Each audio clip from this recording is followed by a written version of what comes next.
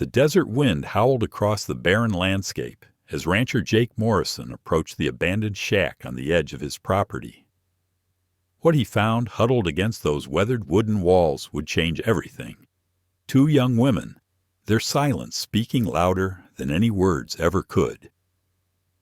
Before we dive into this incredible story, let me know in the comments what country you're watching from, and make sure to hit that subscribe button so you don't miss tomorrow's video. Jake had been checking his fence lines that scorching morning in 1887 when he spotted movement near the old prospector's shack.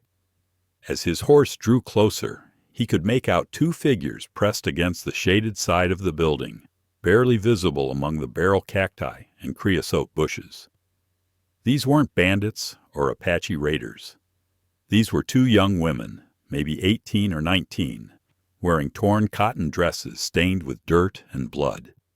Dark bruises covered their exposed arms, and their eyes held a terror that made Jake's blood run cold.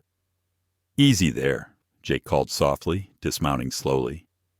"I'm not going to hurt you. This is my land, and you're safe now." The taller woman with auburn hair opened her mouth to speak, then closed it again. She looked at her dark-haired companion, who shook her head almost imperceptibly. They wanted to tell him something, but were too frightened to speak.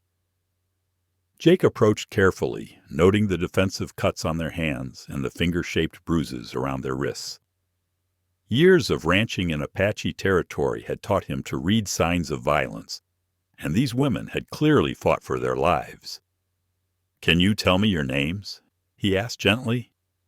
"Sarah," the auburn-haired woman whispered. "Sarah Mitchell. This is Emma Carson." Jake recognized the names, respectable families from the settlement of Pine Ridge, about 20 miles north. But when he suggested taking them home, both women recoiled in terror. "We can't go back," Sarah managed. "They'll find us. They'll take us back to that place." The fear in her voice told Jake everything he needed to know. These women had escaped from something terrible, and whoever held them wasn't going to give up easily. As Sarah's story gradually emerged in broken whispers, Jake learned about the gang of men who had taken them from their homes, the abandoned mine where they'd been held prisoner, and the other women who hadn't been as fortunate to escape. "There were others," Emma finally spoke, her voice barely audible. "3 more. They didn't make it out." Jake felt rage building in his chest. In all his years fighting off cattle rustlers and surviving Apache raids, this was something that struck him as pure evil. He knew he couldn't handle this alone. After hiding the women in a secure cave system he'd discovered years earlier, Jake rode hard to the territorial capital to contact Marshal Williams.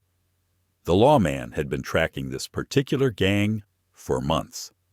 Within a week, Marshal and his deputies had raided the abandoned mine. The criminal leader and 2 of his men were killed in the shootout, while the survivors were arrested and later sentenced to life in territorial prison. Sarah and Emma's courage to speak up, despite their trauma, had not only secured their freedom, but saved countless other innocent lives. Their bruises had told Jake the truth their voices initially couldn't, and that truth had brought justice to the frontier. If you enjoyed this story of courage in the Old West, make sure to subscribe for more incredible tales from America's frontier days.